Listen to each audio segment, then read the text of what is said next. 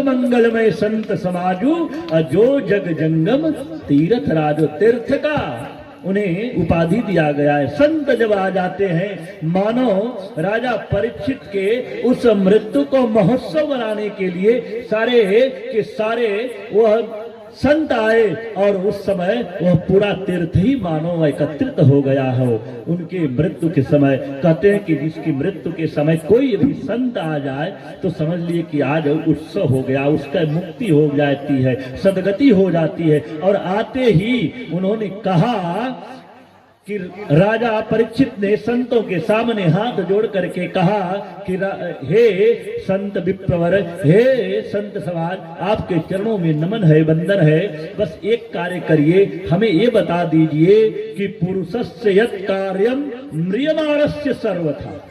पुरुष कौन सा ऐसा कार्य करे जिससे उसकी सदगति हो जाए, उसकी मुक्ति हो जाए। पुरुष कौन सा ऐसा पुण्य कर्म करे जैसे उसकी वह जो मृत्यु है महोत्सव बन जाए। पुरुष कौन सा ऐसा वह सत्कर्म करे जिसके उसकी मृत्यु जो है वह आनंदमय हो जाए, वह सदगति प्राप्त कर ले। कौन सा ऐसा? किसी ने नहीं बताया। सब लोग बैठे थे, किसी आपस में सभी ऋषि आपस में मंत्रणा करने लगे कि क्या करें। वह उन्होंने सोचा कि हम क्या करें, क्या बताएं राजन को कि क्या ये कैसा कौन सा ये कार्य करें जैसे उनकी मुक्ति हो जाए।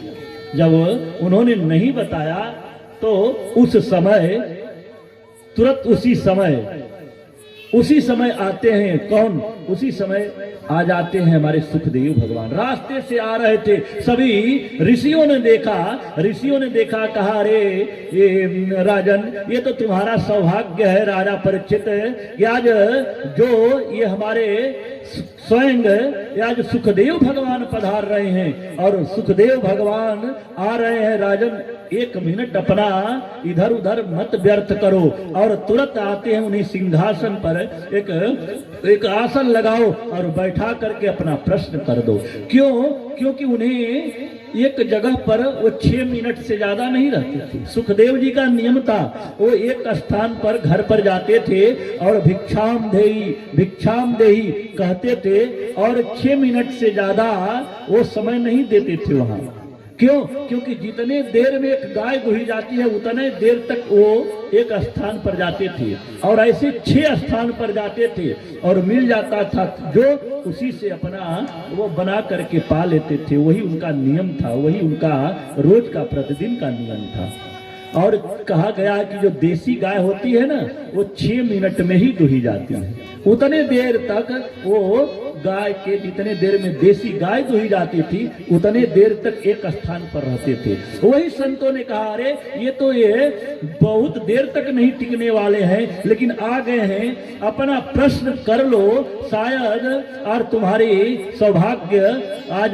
सौभाग्य है कि तुम्हें आज दर्शन देने के लिए स्वयं आज सुखदेव भगवान आ गए हैं।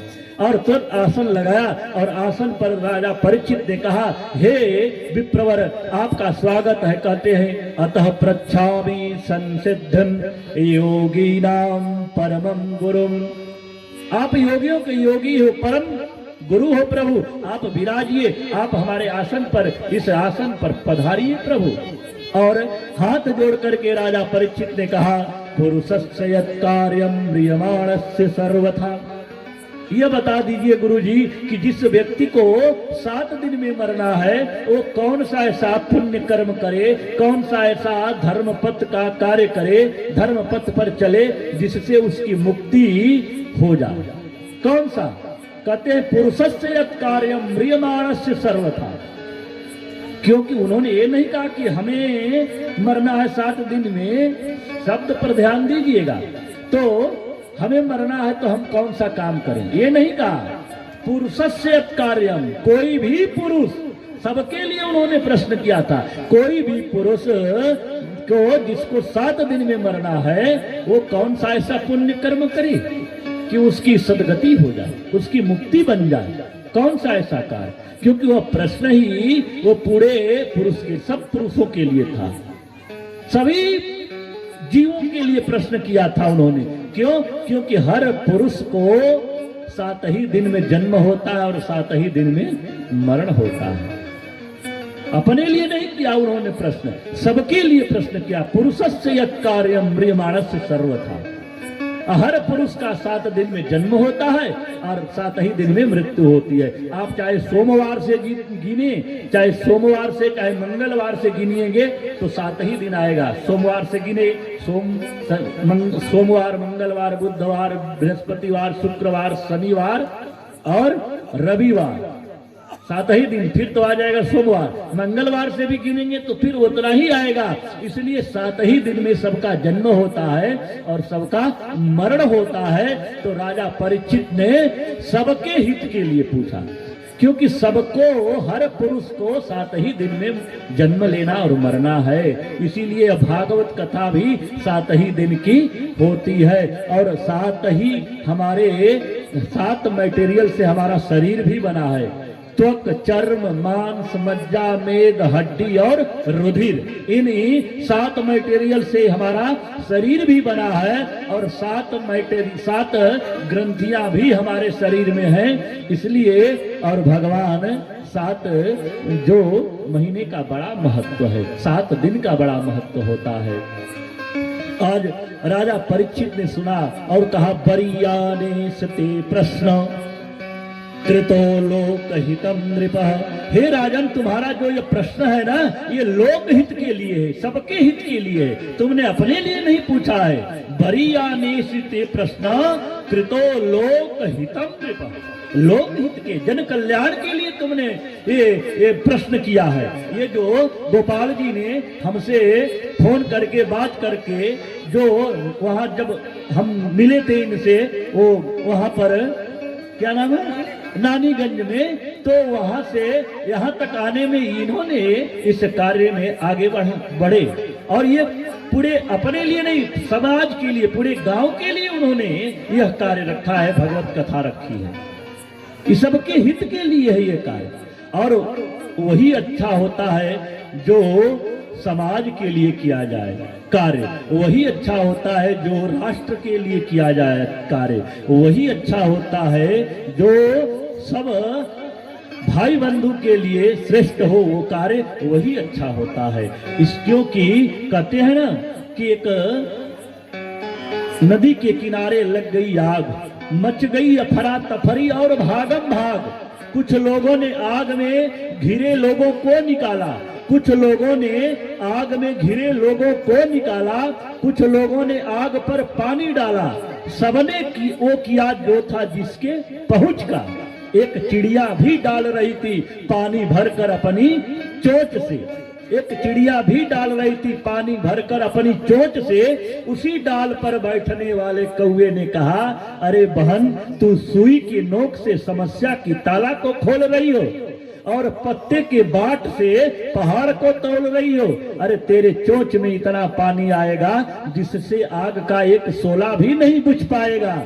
तो चिड़िया ने दिया जवाब एकदम लाजवाब। कहा, कौवे भाई, मैं आपकी बात को मानती हूँ, अपने चोंच में भरे पानी की क्षमता को पहचानती हूँ, पर बस मैं इतना जानती हूँ कि जिस दिन इस घटना का इतिहास लिखा जाएगा तो मेरा नाम आग लगाने वालों में नहीं, आग बुझाने वालों में लिया जाएगा, आग बुझाने वालों में लिया जाएगा। भले ही हमारे चोंच में इतना ही पानी आएगा। लेकिन लोग तो कहेंगे कभी कि एक चिड़िया भी आग बुझाने में मदद कर रही थी। तो ये कार्य समाज के हित के लिए हो, राष्ट्र के लिए हो, गांव के हित के लिए हो। आज गोपाल जी ने यह कार्यक्रम बार बार फोन करके कि भगवत कथा हो, भगवत कथा हो, भागवत कथा हो, और ये पूरे समाज के लिए, पूरे जन कल्याण के लिए हुआ है। सबका उद्धार, हर घर का कल्याण भगवत भक्ति से ओत प्रोत होकर के आप लोग कथा श्रवण कर रहे हैं। बोल वृंदावन विहारी लाल की जय। और कहते हैं कि हर व्यक्ति को 7 दिन में मरना है, लेकिन कहते हैं कि हमारा जो कलयुग में जो ये आयु है 100 वर्ष की है। कलयुग में आयु 100 वर्ष की है। शतम जीवेद वर्षम, 100 वर्ष। लेकिन 100 वर्ष सब लोग जीते हैं? कहाँ जीते हैं? 100 लोग जो पार जाते हैं गांव में, कहते हैं यार ये तो 100 वर्ष के हैं कभी, और कहाँ लोग 70-75 जाते जाते सब हालत खराब हो जाती है। तो कहते हैं कि जीते हैं वो बड़ी बात नहीं है, हम जितना जीते हैं तो करते क्या है वो बहुत बड़ी बात है। कहते हैं कि हम जीते हैं तो करते क्या है। कहते हैं कि बचपन हम वो खेल कूद में बिता देते हैं, जवानी हम जवानी अब मौज मस्ती में बिता देते हैं, और फिर उसके बाद बाल बच्चे होते हैं, बाल बच्चों को भरण पोषण करने के लिए फिर बड़े होते हैं, उनका शादी विवाह करने में समय बिता देते हैं, और सारा समय जब बीत जाता है तो अब आपके पास कुछ रहा ही नहीं। तो कहते हैं कि भक्ति किया जाए। कैसे होगा? कहते हैं कि तस्मात् सर्वात्मना राजन हरि सर्वत्र सर्वदा। वो परमात्मा तो सर्वत्र व्याप्त है, तो हर व्यक्ति को श्रोतव्यश्च कीर्तितव्यश्च स्मर्तव्यो भगवान नाम, भगवान का वह नाम संकीर्तन करना चाहिए, भगवान का गुणानुवाद गाना चाहिए, भगवान की कथा श्रवण करना चाहिए। और कहते हैं कि अष्टांग योग का भी बात बताए उन्होंने कि अष्टांग योग और भक्ति योग, तो कथा से भक्ति योग, क्योंकि अष्टांग योग वह ज्ञान मार्ग पर सब लोग नहीं चल पाएंगे, वो बहुत कठिन है। भक्ति मार्ग ये है, कथा श्रवण कर रहे हैं, क्या दिक्कत है? अगर किसी का पैर भी दुखने लगा तो वो पसार भी लेगा, तो कोई दिक्कत नहीं है कथा में, जैसे भी रहो। कहते हैं कि जिस देश में रहो, जिस भेष में रहो, राधा रमण राधा रमण राधा रमण रहो। कहते काम करते चलो, काम करते चलो, नाम जपते चलो, कृष्ण गोविंद गोपाल गाते चलो। इस प्रकार आप चल रहे हो, कार्य कर रहे हो, भगवान का नाम कीर्तन हो रहा है, ये भक्ति मार्ग है, और उसमें कुछ करने की जरूरत नहीं है, आनंदमय हो करके। और भगवान नाम लेने से इतना रिझता है, क्योंकि मैंने कल कहा था कि राम ने एक अहिल्या का उद्धार किया, लेकिन नाम कोटि खल कुमति सुधारी, उनके नामों ने करोड़ों लाखों लोगों का उद्धार कर दिया। और बहुत सुंदर विस्तार के साथ आज राजा परीक्षित को कथा श्रवण करा रहे हैं सुखदेव जी, और कथा श्रवण करके आज राजा परीक्षित को आनंदमय हो गया। भगवान मुरली मनोहर घनश्याम की कथा सुन करके आज गा रहे हैं आनंद के साथ, झूम करके मस्ती में। अरे मोहन तुम्हारे प्यार में, मोहन तुम्हारे प्यार में जीना सिखा दिया, मोहन तुम्हारे प्यार में जीना सिखा दिया, मोहन तुम्हारे प्यार में, मोहन तुम्हारे प्यार में जीना सिखा दिया, मोहन तुम्हारे प्यार में जीना सिखा दिया, प्रभु जी जीना सिखा दिया, प्रभु जी जीना सिखा दिया। मस्ती का जाम आपने, ओ मस्ती का जाम आपने ऐसा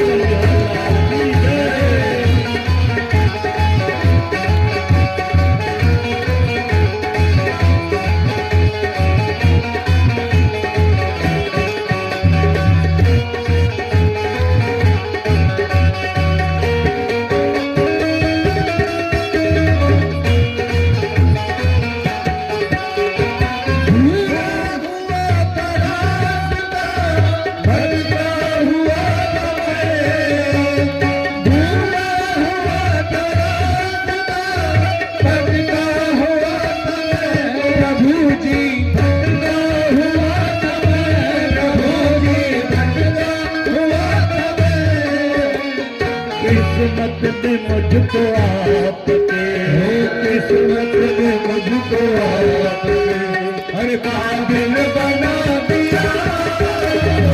किस्मत ने मुझको आपके काबिल बना दिया।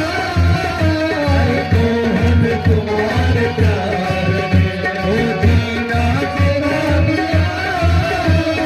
मोहन तुम्हारे प्यार में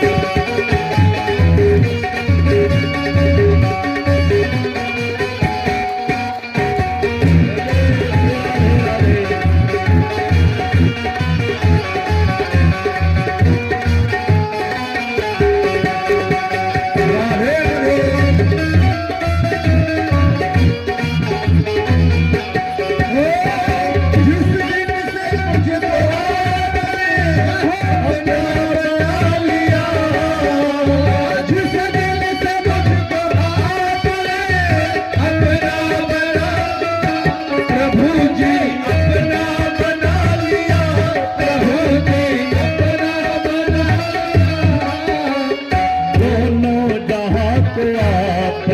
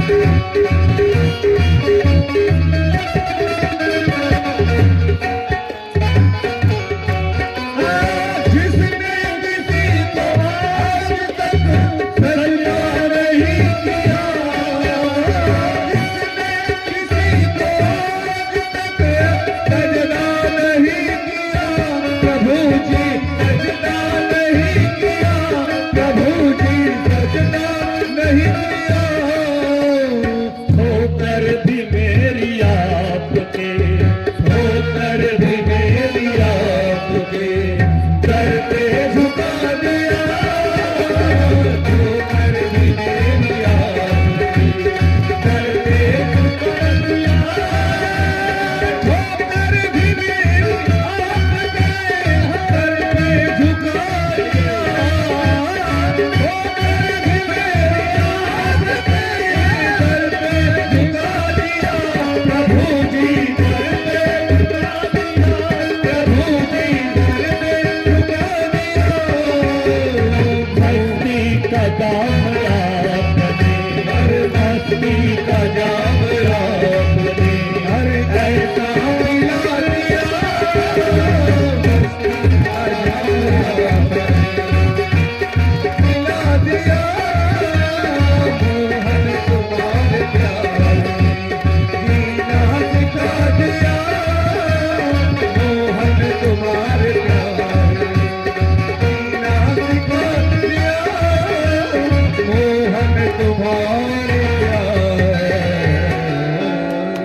बोल वृंदावन बिहारी लाल की, श्री भागवत भगवान की।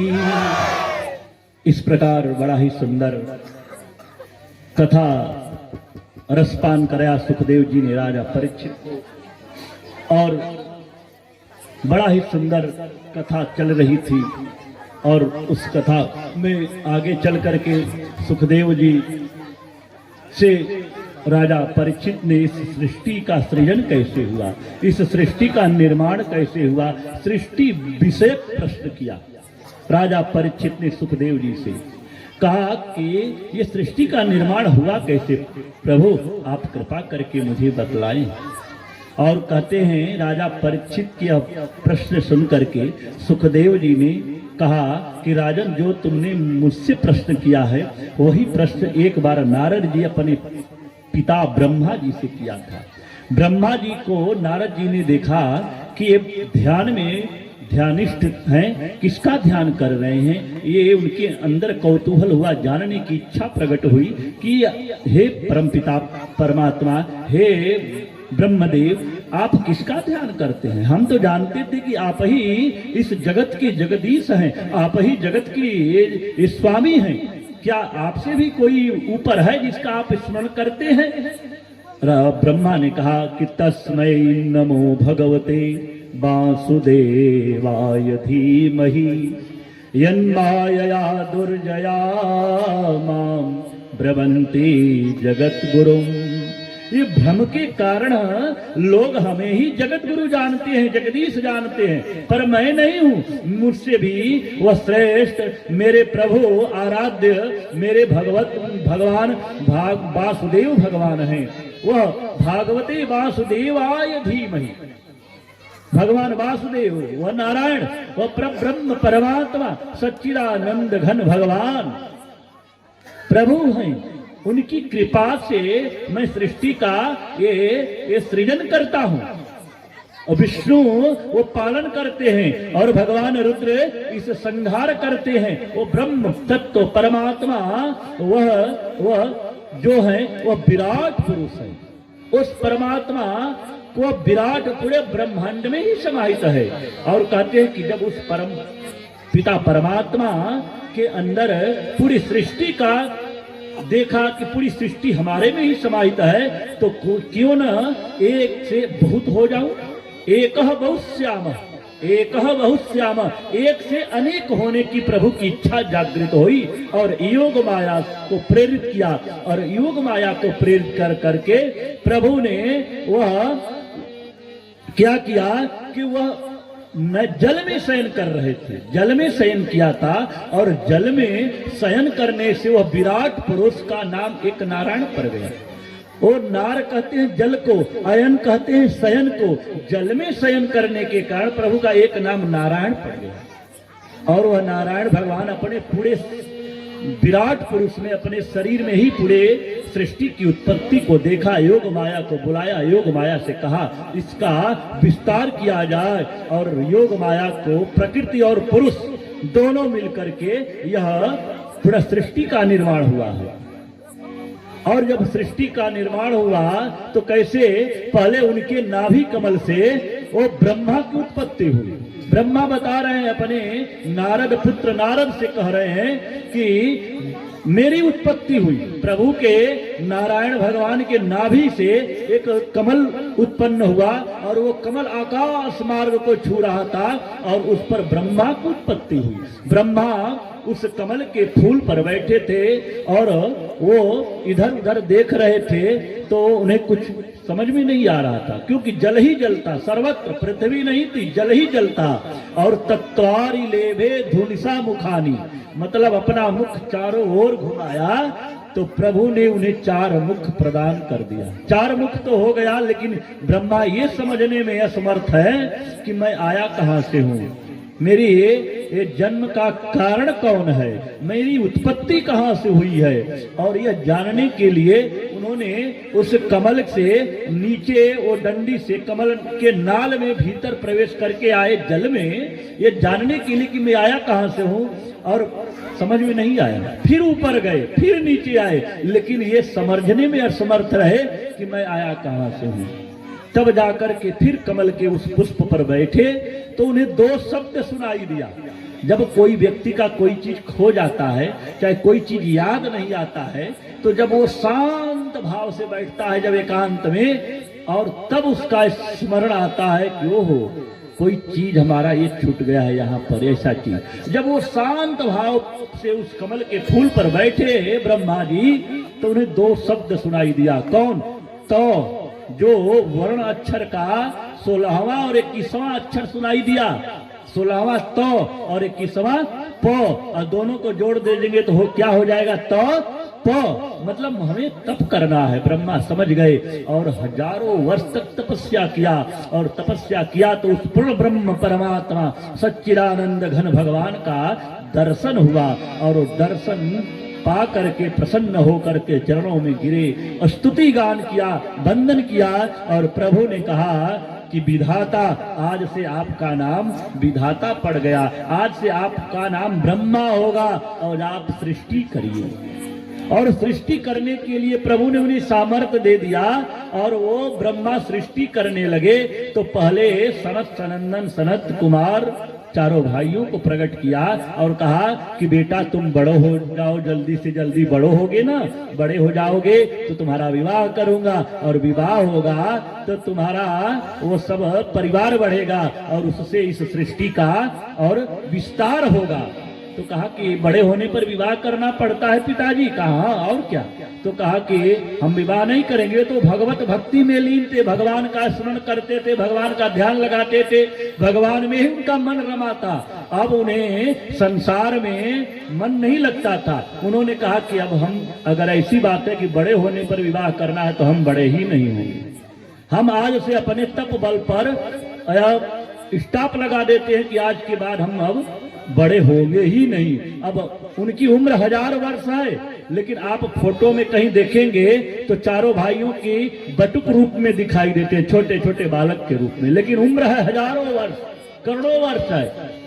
और ब्रह्मा के सामने, पिता के सामने कोई कह दे कि हम उनके आज्ञा का उल्लंघन कर दे, उनको क्रोध आ गया, और जब क्रोध आया तो उनके भूभाग से रुद्रगण पैदा हो गए। रुद्रगणों से कहा कि तुम सृष्टि करो, लेकिन रुद्रगण अपने जैसा सृष्टि करने लगे, भूत बैतालों की सृष्टि होने लगी। वो किसी का मुख था तो किसी का नहीं था। ब्रह्मा ने कहा ऐसी सृष्टि नहीं चाहिए, जाओ जाओ तुम। उन्हें एक स्थान दे दिया, व्योम स्थान। उस व्योम स्थान पर कहा जाओ वहीं पर रहना। सब रुद्र वहां पर चले गए, रहने लगे। फिर 10 ऋषियों को उन्होंने मरीचि, अंगिरा, पुलस्त, कुलह, क्रतु, भृगु, वशिष्ठ, दक्ष और नारद, ऐसे 10 अपने पुत्रों को जन्म दिया। लेकिन इससे भी सृष्टि का पूर्ण रूप से संचालन नहीं हुआ। तब जाकर के उनके हृदय में काम वासना जगी, और काम वासना जगी तो उनको बड़ा कष्ट हुआ कि आज मैं ब्रह्मा प्रभु के कृपा से ब्रह्मा पद पाया हूँ, मेरे अंदर काम वासना जगी, अब इस शरीर को नहीं रखना चाहता, और उस शरीर का उन्होंने त्याग किया। और जब त्याग किया तो फिर प्रभु की ही कृपा से उनकी शरीर 2 भागों में बटी, और बाएं भाग से वह शत्रुपा जी का जन्म होता है, और दाहिने भाग से मनु जी का जन्म होता है, और वहीं से यह मैथुन सृष्टि प्रारंभ हो जाती है। वहीं से मैथुन सृष्टि प्रारंभ होती है। और उसी समय से, और मनु शत्रुपा जी से 3 पुत्रियां होती हैं और 2 पुत्र होते हैं। 2 पुत्र कौन? उत्तानपाद और प्रियव्रत। और 3 पुत्रियां कौन? एक वो सुरुचि, आकुति और देहूति। देहूति, आकुति और प्रसूति, ये 3 पुत्रियां होती हैं।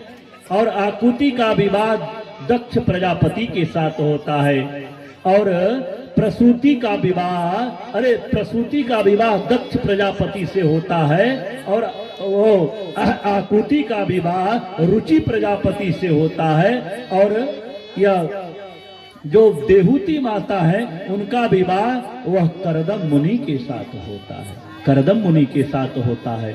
और जब करदम मुनि का विवाह, तो करदम मुनि तो विवाह ही नहीं करना चाहते थे, करदम मुनि कह रहे थे कि नहीं नहीं, हमें विवाह नहीं करना, हमें तो संन्यास धर्म का पालन करना है। तो प्रभु गए उनके पास। प्रभु ने कहा कि ऐसा करो, आप विवाह कर लो। कहा नहीं प्रभु, हम विवाह नहीं करेंगे। कहा नहीं विवाह करोगे तो आप आगे सृष्टि कैसे बढ़ेगी, आपको विवाह करना होगा। तो उन्होंने कहा कि प्रभु जब विवाह एक ही शर्त पर करूंगा। करदम मुनि ने कहा कि एक ही यह विवाह मैं एक ही शर्त पर करूंगा कि जब आप को हमारा बालक बन करके आना होगा। तो प्रभु ने कहा कि ठीक है, एवं मस्तु, मैं तुम्हारा घर बालक बन करके आऊंगा। लेकिन करदम मुनि और देहूती माता से 9 पुत्रियां हो गई, लेकिन पुत्र नहीं हुआ। और 9 पुत्रियां हो गई हैं, लेकिन प्रसन्न हैं, दुखी नहीं है। उनके मन में है कि हमें तो 9 हमारा यज्ञ कन्फर्म हो गया, क्योंकि एक पुत्री का विवाह एक अश्वमेघ यज्ञ के बराबर कहा जाता है। 9 पुत्रियां हैं, मन में प्रसन्नता है, खिन्नता नहीं है। ये नहीं है कि हमारे पुत्रियां हो गई कैसे विवाह होगा, और वो दुखी है, नहीं, प्रसन्न है। हम आज के जमाने में जब पुत्रियां होती हैं तो हम दुखी हो जाते हैं, पुत्र होता है तो बड़े आश्चर्य, बड़े प्रसन्न होते हैं। ऐसा क्यों? ये भेदभाव क्यों नहीं होना चाहिए? क्योंकि पुत्र होना जितना जरूरी है, उससे कई ज्यादा गुना पुत्री का होना जरूरी है। पुत्र तो भाग्य से होता है, पुत्री सौभाग्य से प्राप्त होती है, किसी को सौभाग्य से मिलती है। पुत्र तो वह गेहूं का बीज है, जहां बोया वहीं कट गया, जैसे खेत में बोया वहीं कट जाता है।